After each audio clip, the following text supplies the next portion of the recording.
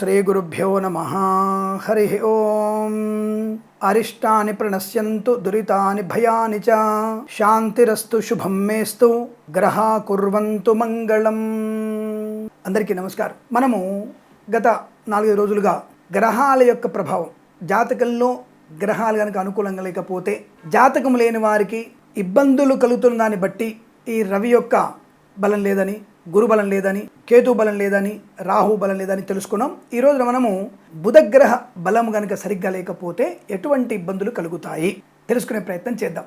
జన్మ జాతకంలో మనకు బుధుడు బలంగా లేకపోతే ఏం జరుగుతుంది అంటే, ఈ అయిన వారి నుంచి, చుట్టాల నుంచి వ్యతిరేకత ఎక్కువగా ఏర్పడే అవకాశం, వాళ్ళ నుంచి నజర్ ఎక్కువగా ఉండే అవకాశం, దృష్టి దోషాలు ఎక్కువగా ఉంటాయి.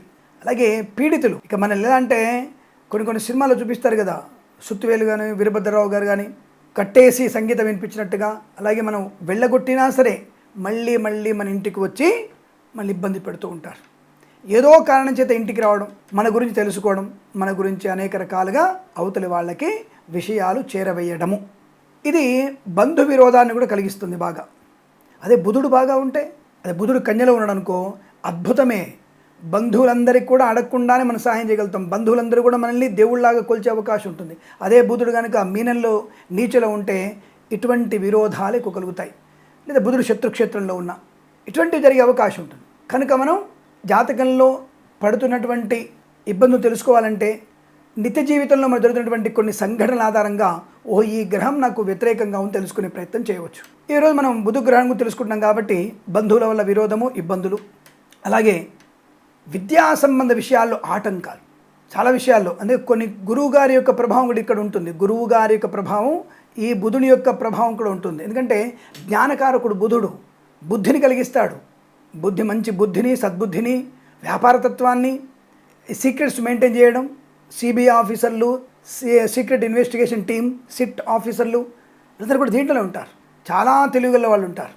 కానీ వారికి ఎప్పుడైతే నెగిటివ్ ఉంటుందో వారు దేశ నాశనాన్ని కలిగించడం, కుటుంబానికి వినాశనం కలిగించడం, బుద్ధి వికారము చేత విద్యని పక్కకు జరిపేసి అనవసర విషయాల మీద దృష్టి నిలిపే ప్రయత్నం చేయడము, అది చాలా ఇబ్బంది కలిగిస్తూ ఉంటుంది. అలాగే అధికమైనటువంటి ధన వ్యయము. యాక్చువల్గా బుధుడు చాలా పిసినారే, కానీ పనికి మాలిన వాటికి ఖర్చులు పెట్టిస్తుంటాడు బుధుడు కనుక మన జాతకంలో బాగలేనట్టయితే. అలాగే పంటికి, పెదవికి, రొమ్ముకి, అలాగే ఎడమ చేతికి అనారోగ్యాన్ని కలిగిస్తాడు. అదే బుధుడు బాగుంటే స్పోర్ట్స్ ఉమెన్ అవుతారు, డెంటల్ డాక్టర్ అవుతారు. ఆరోగ్యం బాగుండడం కాదు, డెంటల్ డాక్టర్ అయిపోతారు బుధుడు కనుక బలంగా ఉంటే. అలాగే ఈ బుధుడు కనుక జన్మజాతకంలో నెగిటివ్ ఫలితాలు ఇచ్చేటువంటి విషయాలు కొన్ని ఉన్నాయి. అవి ఏమిటంటే, మంచి స్నేహితుల్ని కోల్పోవడం, నీకు ప్రాణమిత్రుడిని కోల్పోవడం. 2 రకాలు కోల్పోవడం. ఒకటి, నీ మిత్రుడు అకాల మరణం పొందడం, అలాగే నీ మిత్రులు నీ నుంచి దూరం జరగడం. నువ్వు చేసినటువంటి పనికి మాలిన పనులు, కుటుంబ పరువు తీసే పనులు చేయడం వల్ల ఆ మిత్రులు మీకు దూరం అయ్యేటువంటి అవకాశం ఉంటుంది. ఇది కూడా బుధుని యొక్క ప్రభావం బాలేకపోతే ఇలాంటివి జరుగుతాయి. నా ఫ్రెండ్స్ వదిలిపెట్టిపోయారని నన్ను అతను పట్టించుకోవట్లేరు, నా గురించి పక్కన పోయి గాసిప్ చెప్తున్నారు అంటే అక్కడ నీ జాతకంలో బుధుడు బాలేరని అర్థం. ఆ విషయాన్ని గుర్తుపెట్టుకోండి. వ్యాపారంలో ఆకస్మిక ధన నష్టాలు వస్తుంటాయి. వ్యాపార భాగస్వామ్యం ఇబ్బంది పెడుతూ ఉంటాడు. వ్యాపారంలో లేనిపోయినటువంటి ఖర్చులు వస్తూ ఉంటాయి. ఖర్చు ఎక్కువ అవుతుంటుంది, ఆదాయం తగ్గిపోతూ ఉంటుంది. అంటే నీతో ఉన్న వ్యక్తులు నేను నష్టాన్ని కలిగిస్తున్నాను అర్థం. అలాగే అప్రమేయంగా కొన్ని హాస్యపు సంభాషణలు మీకు ప్రమాదాన్ని కలిగిస్తాయి. అంటే అవతలి వాళ్ళు మనసు నొచ్చుకున్నట్టుగా, అవతలి వాళ్ళు అవమానపడేట్టుగా.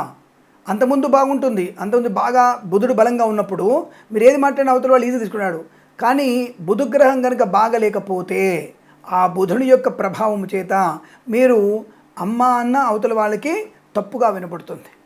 దానివల్ల ఘర్షణ వాతావరణం, తీరనటువంటి బంధు విరోధం, మిత్ర విరోధం, మిత్రఖేదం లాంటివి ఏర్పడతాయి. అలాగే సినిమా రంగ సంబంధమైనటువంటి వ్యాపారాలని కూడా బుధుడు కనుక బాగలేకపోతే బెడిసి కొడతాయి. వ్యాపార సంబంధ బాంధవ్యాలని కూడా ఇబ్బంది కలిగిస్తాయి. చెప్పుడు మాటలు వినేటువంటి ప్రక్రియలో ముందడుగు వేస్తారు. అనవసరమైనటువంటి వ్యసనాలకి లోనయ్యేటువంటి అవకాశం ఉంటుంది. అనవసరంగా గిల్లి కజ్జాలు పెట్టుకునేటువంటి ప్రయత్నం జరుగుతూ ఉంటుంది. ఇతరుల మీద ఆధారపడి పరీక్షలు రాయాలనిపిస్తుంది. ఆ మధ్య మనకి చేశారు కదా నీట్ పరీక్షలలో, ఏదో మనకి అప్పటి పాత ప్రభుత్వాలన్నీ పతివ్రతా లక్షణాలతో అన్ని పరీక్షలు బాగా జరిపించినట్టుగా, ఎక్కడ పొరపాటు జరిగినట్టుగా మనకి ఇప్పుడు కొత్త ప్రభుత్వాల మీద ఇప్పుడు ప్రభుత్వం మీద దుమ్మెత్తిపోతున్న విషయాలు చూస్తున్నాం కదా. ఆ నీట్ పరీక్ష రాసినటువంటి మహానుభావులందరూ కూడా ఇలాగే రాశారు. ఆ బుధుడి యొక్క ప్రయోజనం బాలేదు కాబట్టి అలా చూసి రాసి బయటపడ్డారు. అది బుధుని ప్రభావమే. ఈ ప్యాకేజీలు లీకేజీలు అంతా కారణం బుధుడు కనుక బాగాలేకపోతే అవే జరుగుతాయి. ఆ విషయాన్ని గుర్తుపెట్టుకోండి. అలాగే శాంతి లేకపోవడం, ఇంట్లో ప్రశాంతత లేకపోవడం, ఏదో సమస్య, అనారోగ్య సమస్య, డబ్బు సమస్య, అవసరానికి డబ్బు రాకపోవడం, పరాయి వాళ్ళతో మాట్లాడడం, ఎవడో గొప్పగా ఇక శత్రువు వచ్చేసి మనకు మేలు చేస్తున్నట్టుగా భావించడం, కోర్టు తీర్పు వ్యతిరేకంగా రావడం, లేదా లాయర్ల వద్ద ఇబ్బంది పడడం, మన లాయర్ మనల్ని ముంచేయడం, ఇలాంటివన్నీ జరిగి అశాంతి కలుగుతుంది. మానసిక ప్రశాంతతని కోల్పోవడము, సంతాన విషయంలో నష్టం. ఇక్కడ కూడా బుధుడు బాగాలేకపోతే అబార్షన్ కారణం అవుతాడు. కాబట్టి అబార్షన్ అవుతుంది, చేయించుకోవాలని ఇష్టం ఉండదు, కానీ వారికి అబార్షన్ అయిపోతూ ఉంటుంది. సంతానాన్ని కోల్పోయే ప్రమాదం జరుగుతుంటుంది. సంతాన నష్టం కలిగే అవకాశం, పిల్లలకి విద్యా వికాసం లేకపోవడం, డెఫ్ అండ్ డమ్గా మారడం, ఇలాంటివన్నీ కూడా ఈ బుధుడు కనుక బాగాలేకపోతేనే జరుగుతాయి. భగవంతుని మీద భేదాభిప్రాయం ఏర్పడడం. దేవుడు అనేవాడు ఉంటే ఇలా చేస్తాడా, మొన్నటిదాకా నాకు 50 కోట్లు ఉండే, ఈరోజు నాకు 40 కోట్లు అయినాయి, 10 కోట్లు నష్టపోయాను, 10 కోట్లు కూడా నా సొంతం కాదు, మా భార్యవి, ఇంకా దేవుడే లేడు, ఉన్నదాని సంతృప్తి లేకపోవడం, దాని మీద భగవంతుని మీద నిందారోపణలు, గురువు మీద నిందారోపణలు చేయడం, లేనిపోని అనవసరపు వాగ్వివాదాలకి కారకులమయ్యేటువంటి అవకాశం ఉంటుంది. అంటే బ్రాహ్మణ ద్వేషము, భగవద్వేషాన్ని పెంపొందించుకునే అవకాశం. చెప్పాక ఈ మధ్య మనకి జన అజ్ఞాన వేదికల వాళ్ళు, బోరీలు, భోబులు, ఈ మధ్య కొత్తగా బదిరీలు వచ్చారు కొంతమంది వ్యక్తులు చేసి వెంకటేశ్వర స్వామి మీద ఆయన పడుకున్నాడట, ఆయన లేపాలట అని చెప్పేటువంటి కొంతమంది వ్యక్తులు. మన భగవంతుణ్ణి నింద చేసేవాడు రోడ్డు మీద అకస్మాత్తుగా ప్రమాదము చేత ఎలాగైతే పంచభూతాల్లో కలిసిపోయారో, నా సనాతన ధర్మాన్ని ఎవరైనా సరే అలాంటి తప్పకుండా వాళ్ళకి అదే శాస్తి జరుగుతుంది, జరిగి తీరుతుంది. సరే, ప్రస్తాంశంలో బుధుడు కనుక బాగాలేకపోతే ఇటువంటి పర్యవసనాలు, దైవ దూషణ, బ్రాహ్మణ దూషణ, స్త్రీ దూషణ, మాతృదూషణ, సోదరులపై కత్తి కట్టడము, అనవసర ఆస్తి పంపగా నుంచి ఇబ్బంది పడడం లాంటివి ఉంటాయి. అదే బుధుడు బలంగా ఉంటే ధనయోగము, సోదరభావం, మాతృభక్తి, దైవభక్తి, వ్యక్తిగతమైనటువంటి ఆనంద యోగము, ఐశ్వర్యము, వ్యాపార లాభము, గురుభక్తి బాగా ఉండడం, సంతాన యోగము, ఇవన్నీ కూడా కలిగిస్తాడు. కాబట్టి జాతకంలో మీకు వచ్చిన ఇబ్బందుల్ని బట్టి మీరు ఇవి చూసుకోవాలి.